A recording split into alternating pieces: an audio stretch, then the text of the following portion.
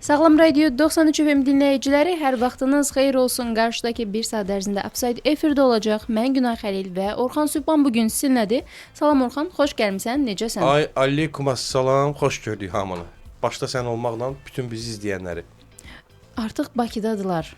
Gəliblər. Bəli, Newcastle azarkeşləri artıq Bakıya təşrif buyurublar. Bunlar lap manyakdılar ki. Verilişə gələndə gördüm ki, elə bulvar tərəfdə idilər və geyimləri isə şortda və qol-gödək köynəkdə bu qış günündə. İstiləniblər ki, bunlar lap. Belə günəş çıxıb, düzdür çıxmaqla, lakin külək də əsir. Bu günəşdə mən görsəydim nə ilə gəlmişəm.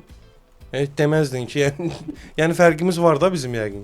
Bəli, Newcastle Qarabağ maçı bir neçə gündən sonra 18 fevral tarixində başlayacaq. 2 gündən sonra bu qarşılaşmaya səncə Qarabağ tam olaraq hazırlaşa bilibmi? Məncə Qurban Qurbanov nəyin bahasına olur olsun hazırlaşacaq. Ola bilər ki, axırıncı dəfə İmişlilən oyundan sonra biraz şikayət elədi, stadionun durumundan razıyam. Aləm dəyib bir-birinə.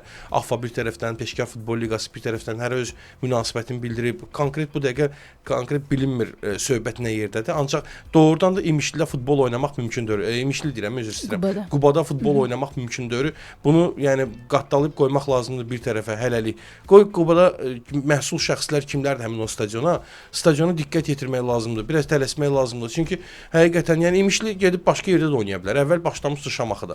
İndi vəziyyət necədir? Deyir ki, məsələn, AFFA deyir ki, qardaş, biz deyir hələ İmişli Premyer Liqaya gələndə öz stadionun deyir. Üzr istəyirəm, deyir Premyer Liqaya gələndə deyir, bizə Peşkar Futbol Liqası dedi ki, Qubada futbol oynamaq olar. Və biz də razılaşdıq. Peşkar Futbol Liqası deyir ki, bizə deyir İmişli gələndə Premyer Liqaya birinci öz stadionunu göstərib. Ancaq sonradan dedilər ki, nəsə və hazır deyil stadion çempionatın oyunlarına. Ondan sonra artıq Şamaxıda oynadılar bir müddət.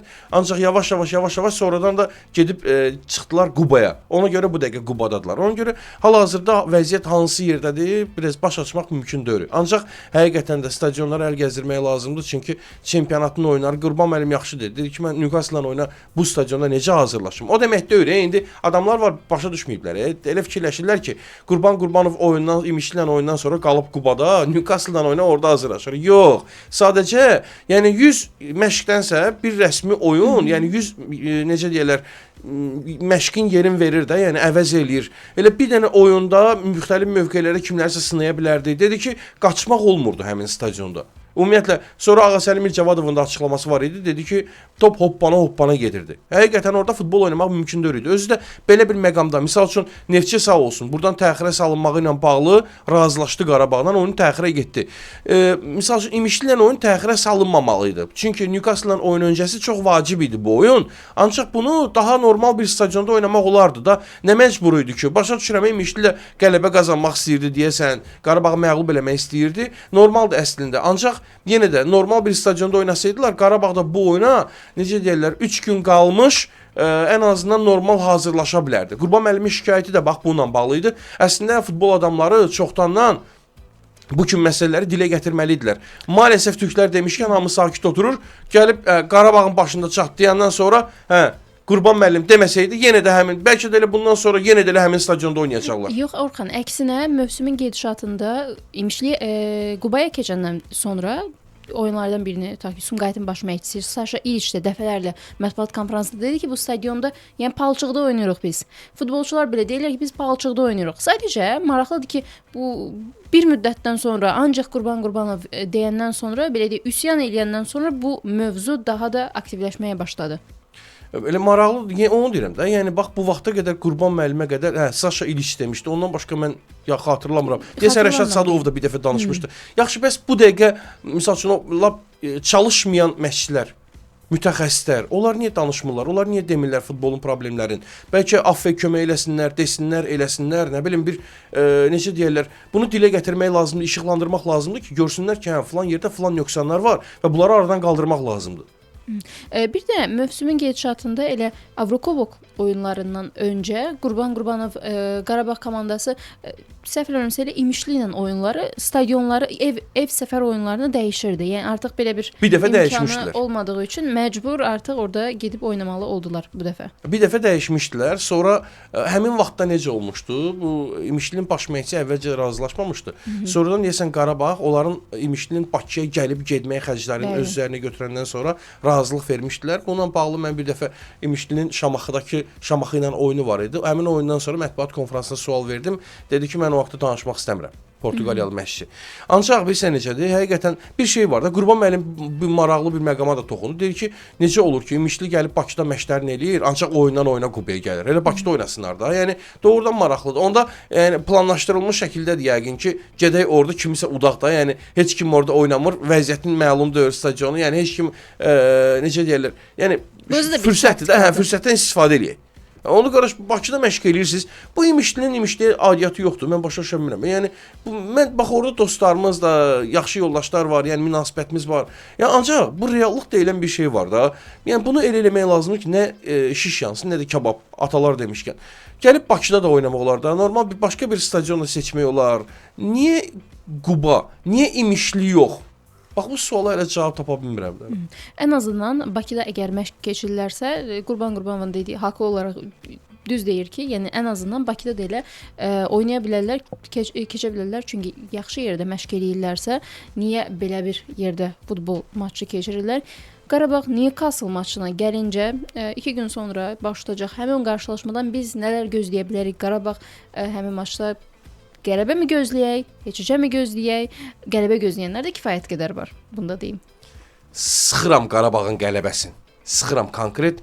Mənə elə gəlir ki, Qarabağ udacaq. Ancaq ən pis halda, gəl açıq danışım, Newcastle-ın ümumiyyətlə heç meyilli komandadır deyim, nə idi? Bunun qolu var, belindədir. Bax, hər iki komandanın qolu var burada.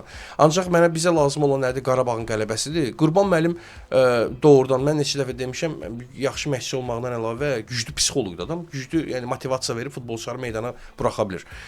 Hələ bir neçə tur bundan əvvəl Azərbaycan çempionatının hansı oyunundan sonra mətbuat konfransında dedi ki, yəni heç kim fikirləşməsin ki, bu Newcastle-dır və səlam Qarabağda əllərinin qolunu sallayacaq, yəni məğlub olacaq da və yaxud da biz Qarabağ bura kimi gəlib 24-yə düşüb və səlam daha bundan o tərəfi bizə bəsdir, daha getmək istəmirik, belə bir söhbət ola bilməz.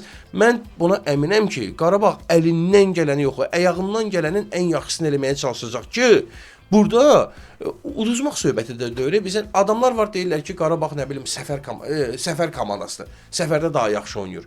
Adam var, misal üçün Eintrachtla, Chelsea ilə, sonra Kopenhagenlə oyunlardan sonra deyir ki, yox, evdə daha yaxşı oynayır. Ancaq mən deyirəm ki, Qarabağ həmişə cavab oyununda daha yaxşı oynayır. Qarabağ elə bir ki, kubok komandasıdır. 2 oyunun nəticəsinə görə mərhələ keçə biləcək komandadır. Dəfələrlə bunun şahidi olmuşuq. Birinci oyunda sadəcə Bakıdadır deyənə birinci oyunumuz.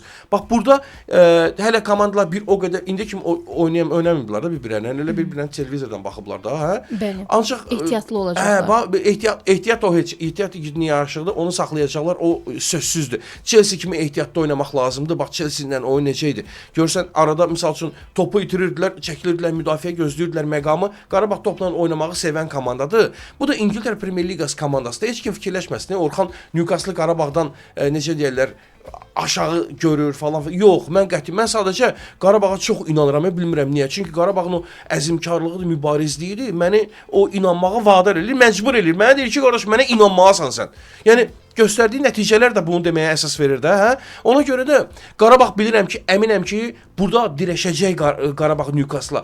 Birinci oyunda sərfəli nəticə bizə hökmən lazımdır. Yaxşı ki, birinci oyun İngiltərədə olmadı. Allah eləməmiş kimi gedərdi, orada 2-dən 3-dən vursaydılar Qarabağa. Ondan sonra gəlib o Qarabağ İngiltərə komandasına qarşı o hesabı necə öz xeyrinə dəyişmək çox çətin məsələdir, qeyri-müşküldür. Ona görə birinci oyunu burada olmağı yaxşıdır ki, burada sərfəli nəticəni əldə eləyək. Sonra qardaş gözləyək cavab oyununda da o nəticəyə uyğun oynamaq olar. Yəni bax hər şey bu dəqiqə futbolçuların özündən asılıdır. Düz yorğunçuluqdur. Qurban müəllim İmişlidən oyundan sonra dedi ki, futbolçular İmişlidən oyunda çox güc sərf elədilər.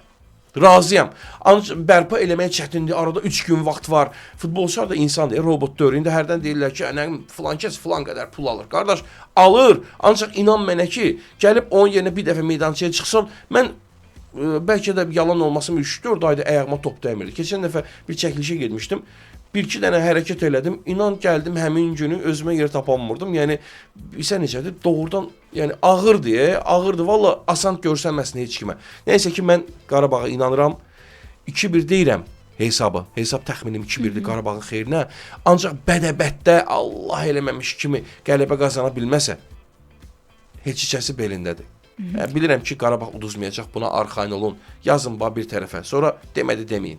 Orxan, reklam və musiqi fasiləsinə ayrılacaq. Daha sonra müzakirəmizə qaldığı yerdən davam edəcəyik. Dinləyicilərimizə dağanı dəyişməsinlər. Bu komandanın bir futbolçusu var ki, xüsusilə diqqətləri çəkəcək hücum xəttində Nick Woltemade.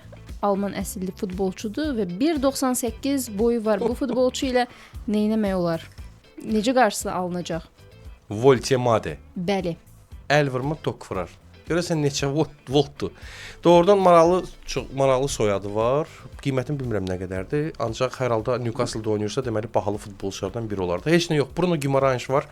Komandanın əsas futbolçularından biridir. Qarabağa qarşı heç bir oyunda oynamayacaq, zədəlidir. Səhv eləmirəmsə 72 milyon qiyməti var idi. Qarabağdan təxminən 3 dəfə bahadır Qarabağın büdcəsindən. Adam, yəni sonra deyirlər ki, Qarabağ misal üçün Allah eləməmiş kimi indi Newcastle-a uduzsa, sonra kimsə qınayır ki, Qarabağ nəmin Newcastle udur. Qardaş, Qarabağın bir dənə büdcəsinə bax, gör, orada oynayan tək futbolçunun aldığı, yəni qazancına və yaxud da onun qiymətinə bax da, gör nə qədərdir. Yerlə göy qədər arada fərq var. Heç nə, Qurban Qurbanov öhdəsindən gələcək. Məncə, yəni bu günləri xüsusi nə bilim filan atların üstündə dayanmaq lazım deyil mənə elə gəlir. Ümumilikdə bu komanda oyunudur. Komanda kimi də Qurban Qurbanov göstərib ki, həm yaxşı müdafiə oluna bilər, həm də yaxşı hücuma çıxa bilər lazım gələndə. Necə ki deyirəm də, Chelsea ilə, burada Eintrachtla oynadığımız oyunları oynasaq. Elə Ajax-a qarşı da pis oynamamışdıq. Öz aramızda da 2-1 irəlidə olduğumuza qədər, yəni çox yaxşı mübarizə aparırdıq. Bax həmin oyunlar, əvəz etmələrdən sonra aləm dəymişdi bir-birinə. Ancaq yenə də o uğurlu oyunlarımızdan birini oynaya bilsək, hətta bunu təkcə mən demirəm, İngiltərəli bu yaxında hansısa bir məşhur mətbu orqanın jurnalisti açıqlama vermişdi bizimkilərə, İngiltərəli. O demişdi ki, Qarabağ əgər deyir, o misal Chelsea ilə oyundakı stadiondakı atmosferi yarada bilsə, futbolçular həmin o performansı göstərə bilsələr, Qarabağ deyir, yəni udacaq yəni Newcastle. Yəni uduzmayacaq ən azından. Bax mən buna əminəm. Mən ona görə arxançılıq var da məndə. Mən çünki görmüşəm Qarabağın bu necə deyirlər, oynadığı oyunları. Ona görə deyirəm. Yoxsa misal üçün Liverpool deyirlər. Hə, kim əksər adam var ki, qorxur Qarabağın Newcastle-la oyunundan, deyir Liverpoolu birdən yenə də təkrarlayarlar. Ancaq yox. Liverpool həmin vaxtı çox yaxşı vəziyyətdə idi. Üstəlik son turlarda Premier Liqada uğursuz nəticələr var idi. Onları yaddan çıxarmaq üçün bir toparlanmaq lazım idi. Arne Slot çamadanı əlində gəlmişdi stadiona və lazım olanı artıqlaması ilə verdilər. Qarabağa imkan vermədilər oynamağa. Qarabağda da biraz arxayınçılıq da var idi ki, 24-yə demək olar ki, təmin eləmişik falan filan. Yəni bu oyunun nəticəsindən asılı olmayaraq. Zaten böyük hesablı məğlubiyyətə baxmayaraq komandamız 24-lükdə qaldı. Ona görə də malı qatmayın məncə. Yəni Newcastle başqadır, Liverpool başqadır. Elə Qarabağla oyundan sonra Liverpool Newcastle qəbul eləmişdi də, 4 dənə vurmamışdı. Newcastle-ın zaten son 4-5 oyunda qələbəsi də yox idi. Gəldilər axırıncı dəfə o bədbəxt gündə olan Tottenham'ı utdular da. Ondan sonra Tottenham'ın da baş məşqçisi dəyişdi. Yəni demək istəyirəm ki, vallah billah pol oynamaq olar Newcastle-la. Gözünüzü qorxuzmayın. Qarabağ bir dəfə play-offdan keçib, yəni play-off mərhələsini adlaya bilib Avropa Liqasında. Bu dəfə də, yəni əksər o dövrdə də mənə elə gəlir ki, kimsə inanmırdı Qarabağın Braqanı məğlub eləməsini, mərhələ adlamasını, 8-də 1 finala çıxmasını. Bu dəfə gerçəkləşə bilərmi? Yenəmi yoxsa ümidlərimizi biraz aşağı tutmalıyıq və daha sonra Qarabağ bizə bu formada eyni formada bir sevinc gətirə biləcək? Bax, çox gözəl nümunədir Braqa nümunəsi. Vallah billah Braqa ilə düşəndə biz də ağlaşırdıq da burada. Ki ay Allah Braqa düşdü, nə bilim nə. Kim əvvəldən deyə bilərdi ki, Qarabağ Braqanı keçə bilər. Ancaq Qarabağ nə etdi? Qarabağ elə birinci oyunda şou göstərdi Portuqaliyada. Böyük hesablı qələbə və gəldi, düzdür, cavab oyununda uduzlu stadionda idim, uduzmasına baxmayaraq mərhələni adlaya bildikdə hamı şokda idi. Niyə növbəti dəfə Qarabağ bu dəfə bütün ingilislər yox, ümumiyyətlə bütün dünyanı növbəti dəfə şoka salmasın? potensial var da, var. Baxmayaraq ki, qəpik quruşa alınan futbolçulardır, heç kimin tanımadığı futbolçular. Bu yaxında Türkiyə mətbuatında bir video çıxmışdı qabağıma. Bu Jeremy Gnalini, Qarabağın təzə transferi yoxdur. Onu müzakirə edirdilər ki, nə bilim 120 min deyəsən avroya alıblar onu. Yəni heç kim tanımırdı da Gnalini. Deməli, Qarabağın məşqçilər heyəti o Gnalidə nəsə görüblər ki, götürüb gəliblər. İndi Gnalidə burada alınacaq, alınmayacaq, bunu zaman göstərəcək. İndidən kimsə nəsə deyə bilməz. Ona görə də, yəni heç kim fikirləşməsin ki, Qarabağ həmin o, misal üçün, ucuz futbolçularla Newcastle-a qarşı heç nə eləyə bilməz. Orada Bruno Guimaraes 70 kim? Yox, qətiyyən. Yəni, Qarabağ dəfələrdən göstərib, məncə növbəti dəfə göstərməyə hazırlaşır. İndi alınmaz, bunu zaman göstərəcək. Bir də adını çəkə bilərik Nəriman Axundzadənin. İndi dəqiq bilmirik nə vaxt Amerikaya yollanacaq, lakin storylərdə də görürük Şahrudin artıq yola salmağa başlayıb Nərimanı. Eyni zamanda da Şahrudin hamını yola salır ha. Nəriman Axundzadə ilə bağlı bir detal da var ki, sosial şəbəkələrdə, saytlarda belə bir məlumat yayılmağa başladı ki, Nəriman öz komandasında, Columbus Crew komandasında ikinci heyətdə çıxış eləyəcək. Açığı dedilər ki, Amerikada belə biraz fərqli qarşılanıb Nəriman, sözün yaxşı mənasında da. Yəni inanırlar. Ancaq mən başa düşə bilmədim. Niyə məşqçilər heyəti belə qərar verib ki, Nəriman müvəqqəti olaraq əvəzedici heyətdə oynayacaq? Bax, onu başa düşmədim mən. Gözləyək də zamanla onu da görəcəyik. İndi söhbət çoxdur. Hərə bir şey danışır. Bilmirsən kimə inanasan. Sadəcə biz də mətbuatda oxuduqlarımız əsaslanıb indi danışırıq da ki, əvəzedici heyət. Nəriman getsin, çıxsın ora. Ondan sonra baxaq görək vəziyyət necədir. Ona uyğun, yəni cümlələrimizi, necə deyirlər, fikirlərimizi ifadə eləyək. Qarabağla bağlı son bir məsələni də müzakirə edək. Neftçi Qarabağ maçı təxirə salındı və bu maçın təxirə salınmasında kimlər daha çox itirdi, kimlər daha çox qazandı? Ayorxan. Əlbəttə ki, qazanan Qarabağdır. Emin Mahmudov deyib ki, bu bizə təsirsiz ötüşməyəcək. Yəni Qarabağla oynamamağımız. Hardasa razıyam. Bir boşluq yaranır da qrafikdə. Neftçi artıq, görürsən, ruslar demişkən podyumdadır. Neftçi artıq 4 qələbə, 2 heçişə, Vernidub gələndən komanda uduzmayıb, vurdu. Vururlar. Son zamanlar qabaqlarına kim çıxır vururlar. İndi Qarabağla oyun bilmirəm indi nə vaxt keçiriləcək, təxirə salınan oyun. Ancaq burada qazanan təbii ki Qarabağ oldu. Niyə Qarabağ oldu? Çünki bu 3 gündən bir ki oyun var idi. Üstəlik Neftçi ilə oyun elə bir vaxta təsadüf eləyirdi ki, Newcastle-la ilk oyundan sonra 3 gündən sonra Neftçi ilə oynayır, sonra yenə Newcastle-la cavab oyunu. Bu çox orada bu bilsə necədir? Adamlar var bunu bir mənalı qarşılamır da. Elə bilirlər ki, elə oyun Neftçiyə qarşı olduğuna görə təxirə salınmalı idi. Yox. Orada İmişli də ola bilərdi və yaxud da Karvan da, Şamaxı da, Turan Tovuz da, Kəpəz də fərq eləmirdi. Sadəcə o iki oyunun arasındakı Neftçinin bir oyun, yəni orada açığı Qarabağa biraz mane olur da. Gəl razılaşaq ki, təxirə salmağın istəməməsi Neftçinin əvvəlcə bu normal idi. Bu haqda kifayət qədər danışmışıq.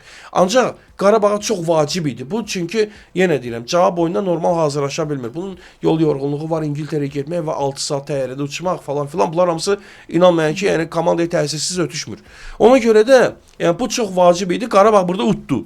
Neftçiyə necə təsir elədi, bunu zaman göstərəcək. Ancaq yenə deyirəm, mən hələ mövsüm təzə başlayandan yox, açığı Vernidub gələndən sonra bu qənaətdəyim ki, mən fikirləşirəm ki, Neftçi bu illəri Avrokubokları vəsqi qazanacaq. O potensial var Neftçidə. Sadəcə maraqlı bilsən nədir?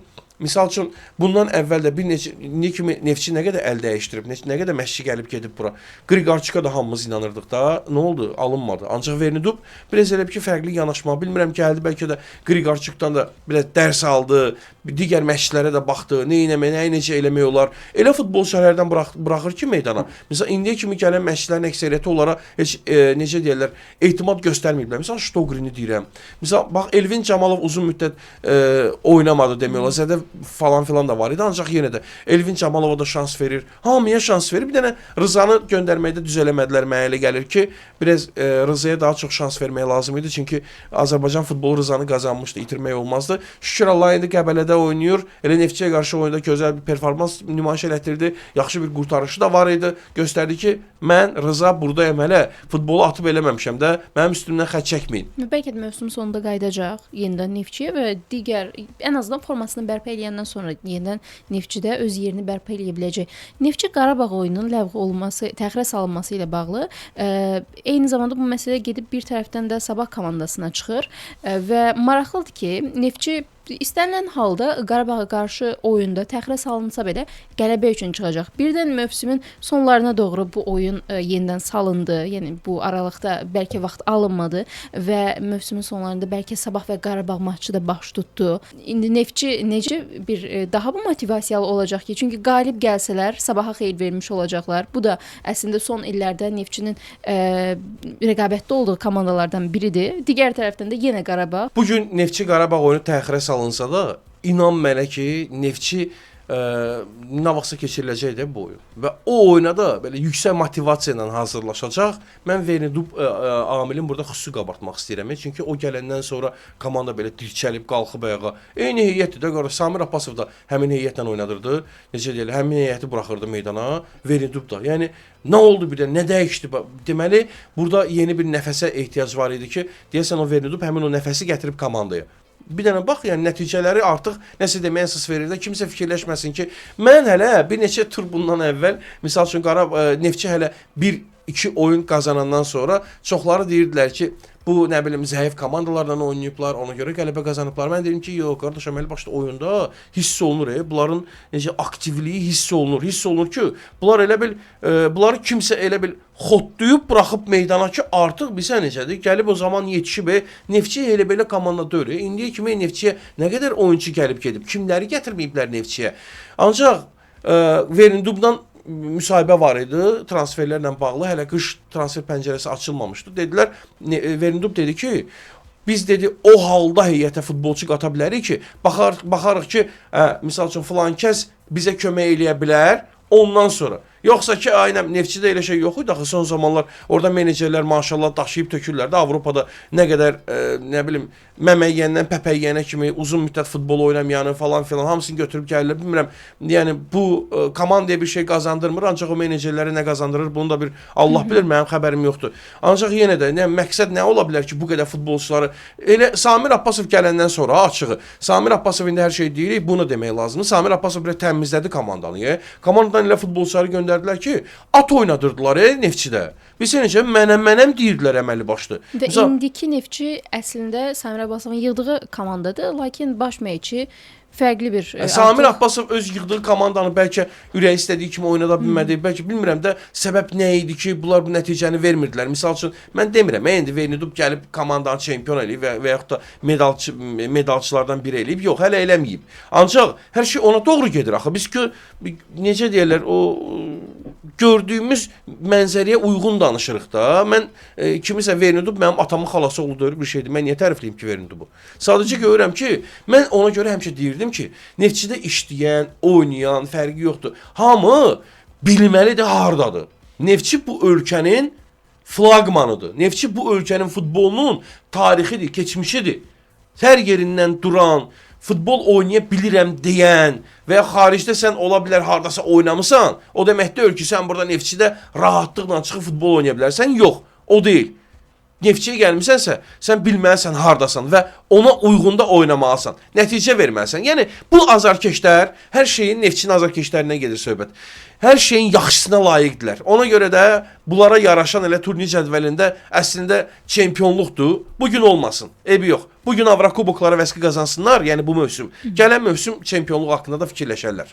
Mövsümün başa çatmasına bu turu da yekunlaşacağını, bugün başa çatacağını nəzərə alsaq, bir 13 tur qalıb 20-ci turdayıq və turun bəzi qarşılaşmalarına nəzər sala bilərik. İmişli Qarabağ maçı 1-0 hesablı Qarabağın qələbəsi ilə yekunlaşdı. Yenidən 1-0 hesablı minimal hesablı qələbə də zirədən gəldi Karvan Yevlax üzərində və Kəpəz Neftçi maçına gəlincə 3-1 hesablı qələbə qazanıldı həmin qarşılaşmada və daha bir minimal hesablı qələbə Araz Naxçıvan və Sumqayıt komandaları arasında baş tutdu ki, bu biraz təəccüblü oldu. 1-0 hesablı Araz Naxçıvan qalib gəldi və nəticədə bu da öz təsirini turnir cədvəlində ötüşmədi, təsirsiz ötüşmədi. Hazırda Neftçi turnir cədvəlində Araz Naxçıvanla eyni xala sahibdir, 30 xalı var.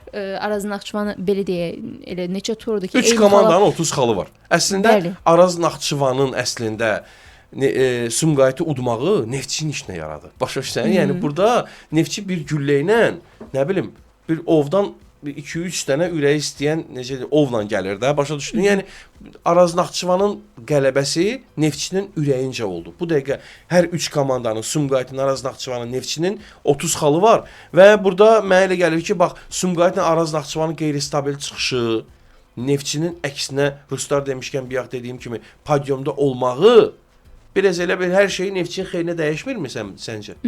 Və eyni zamanda da turnir cədvəlinin yuxarılarında olan komandalarla da kifayət qədər yaxınlaşıblar. Hazırda Turan-Tovuzun düzdür oyunu gedir, Şamaxıya qarşı maçı gedir. Lakin 33 xalla turnir cədvəlində qərarlaşır və 3 xallıq bir fərq yaranır. Hazırda Şamaxı Turan-Tovuz maçında 0-0 hesablı heç-heçə davam eləyir maçın ikinci hissəsində və eyni zamanda da Zirənin də hazırda 35 xalı var turnir cədvəlində.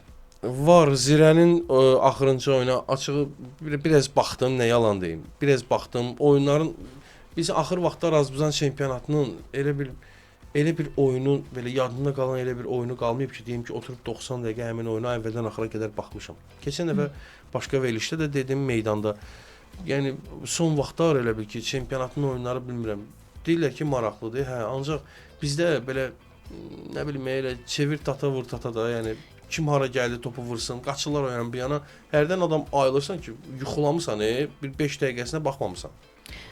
Orxan, bu görüntüdən irəliyə gələ bilərmi səncə? Çünki bir həmkarımız sosial şəbəkə hesabında yazmışdı, müqayisə aparmışdı ki, eyni maç, Qarabağın eyni maçı Azərbaycan kanalında yayımlanması və bir də xarici kanalda yayımlanması eyni demək olar kameralardan çəkilir, lakin görüntülər tamamilə fərqlidir və daha rənglidir, daha yaxşı təqdim olunur izləyicilərə xarici kanalda və hər halda rəngli olan görüntündə izləyicilər daha çox bəyənərək izləyə biləcəklər. Mən razıyam sən. Bu elə bir şeydir ki, mən açığı, yəni həmkarlarım haqqında bir şey deyə bilmirəm. Yəni açıqda bu biraz necə deyim, etikaya uyğun deyil. Yəni deyirlər ki, sonra vaxt var burada işləyənləri tərifləyirdin, indi çıxmısan, pis deyirsən, yox.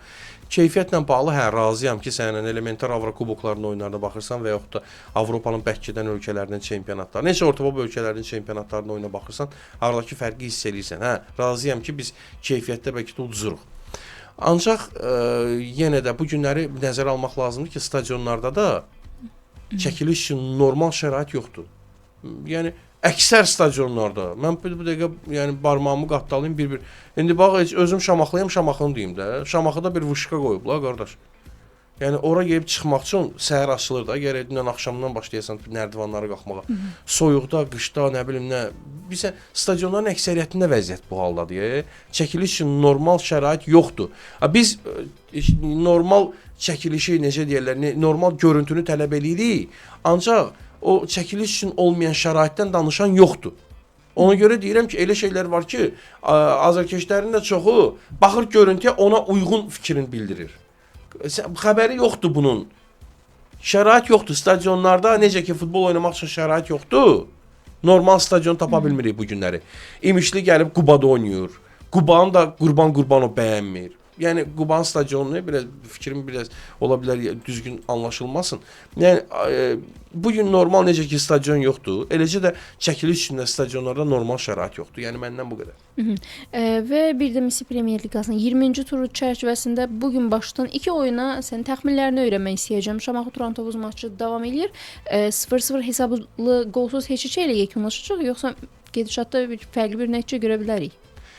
Ola bilər, istənilən vaxtı istənilən komanda hesabı öz xeyrinə dəyişə bilər, yəni qələbə qazana bilər. Məncə bu oyunun müqəddəratın bir top həll eləyəcək, hələ neçənci dəqiqədir? 60 olmayıb hələ. Hə?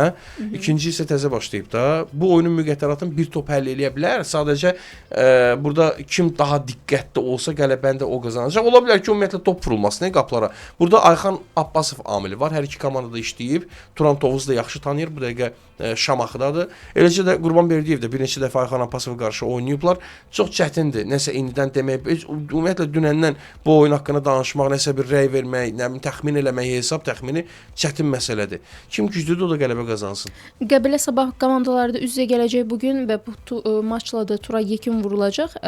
Sabahı cari mövsüm hələ ki bir dayandıran deyəsən yoxdur. Ancaq məncə Qəbələ bu işin öhdəsindən gələcək. Mən buna inanıram. Niyə? O söhbət ondan getmir. Mən Sabahı istəmirəm. Yox. Hamısı mənim üçün eynidir. Sabah da, Kəpəz də, Turan da, Şamaxı da, Qarabağ da, Neftçi də, hamısı mənim üçün eynidir. Ancaq bilsə necədir? Bu günləri Qəbələni görsən, Qəbələ üzü yuxarı gedir. Qəbələ bu günləri bax mövsümün ilk yarısı var idi. Yanvara qədər olan yarısı. Orada Qəbələ necə təsir bağışlayırdı və o yanvardan sonrakı dövrdə olan Qəbələ fərqli qəbələlərin şahidiyik də biz, hə? Bu günlər artıq Qəbələ elə bil qalxıb ayağa. Neftçiyə düzdür uduzdular. Ancaq orada da müəyyən epizodlar oldu ki, bəxtləri gətirmədi. Qapı dirəyinə dəyən topları var idi, ən azından indi mən öz gördüyümü deyirəm. Aşıq gördüyünü çağırar da.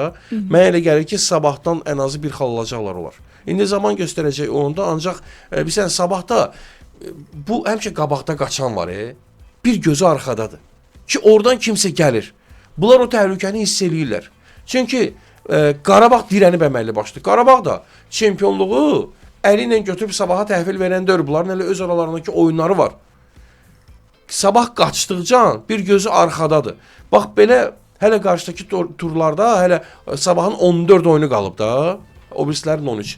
Sabah hələ 14 oyunun içində heç kim deyə bilməz ki, 14-ündə qələbə qazanacaq. Orada hardasa xallar itirməlidir. Orxan, bizə ayrılan vaxt başa çatır. Təşəkkürlər bugün gəldiyin üçün. Mən təşəkkür edirəm. Çox sağ ol dəvət üçün. Verilişimizi burada yekunlaşdırırıq. Sabaha qədər sizinlə sağollaşıram. Sabah yenidən saat 3-də Salam Radio 93 FM-də Saydı düşməyi unutmayın. Dalğanı dəyişməyin.